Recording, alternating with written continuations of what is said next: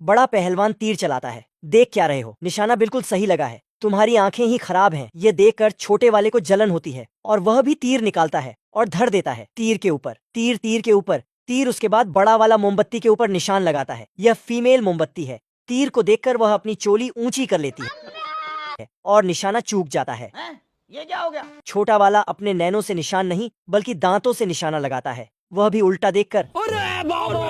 बड़ा वाला एक ड्रिंक तैयार करता है। उसमें जमाल गोटा मिलाकर कहता है, एक जाम तुम्हारी जीत के नाम। तू तो गया बेटे। लेकिन जमाल गोटे से उसका सिस्टम क्रैश हो जाता है। वायरस आ जाता है साला उसके दिमाग के अंदर। ये भगवान क्या जुल्म है। और बड़ा वाला छम्मक छल्लों को लेके फरार। तभी एक आदमी आता है और जल्दी से डर की माँ की आंख करने वाली दवाई उसके मुंह में डाल देता है। ताजमहल के गेट को तोड़कर कुतुब मीनार की सीढ़ियां नीचे ताजमहल में घुसेड़ देता है। बसंती को बचाकर पहलवान की ठुकाई करके वह उसे गधा बनाकर लूटा हुआ सोने को बांटने लगते हैं। रास्ता न होने की वजह से ये कुत्ता अपनी भेड़ को आदेश देता है तो भेड़ उसके लिए रास्ता बनाना शुरू कर देती है।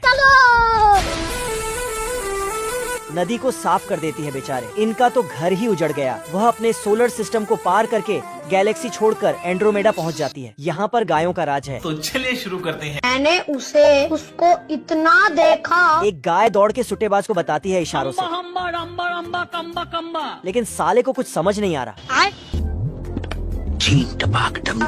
वह अपने गधे पर छलांग मारता है लेकिन निशाना चूक गया। एंड्रोमेडा गैलेक्सी में ऐसा ही होता है। वह भेड़ को रुकने का आदेश देता है। दो नाल लेकर उस कुत्ते की खोपड़ी में लगा देता है और उसे अपनी नेतागिरी दिखाने लगता है। वह ऊपर एक पक्षी में धरता है तो छोटा वाला कुत्ता भी एक गोली से काफी सारे निशाने लगा देता है। तो कलुआ एडम सिक्के को उछालकर निशाना लगाता है। बतख 4 बार नीट में फेल होकर 5वीं बार फेल होने की तैयारी कर रहा था। तभी उसने मेडिसिन की एक किताब में देखा कि जिस हरामी की भी जुबान काली होती है वह जल्दी ही टपक जाता है।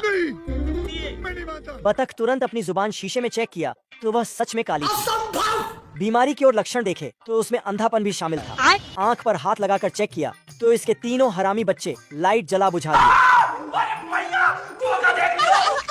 बतख की फट के 4 हो गई। अरे दादा रे।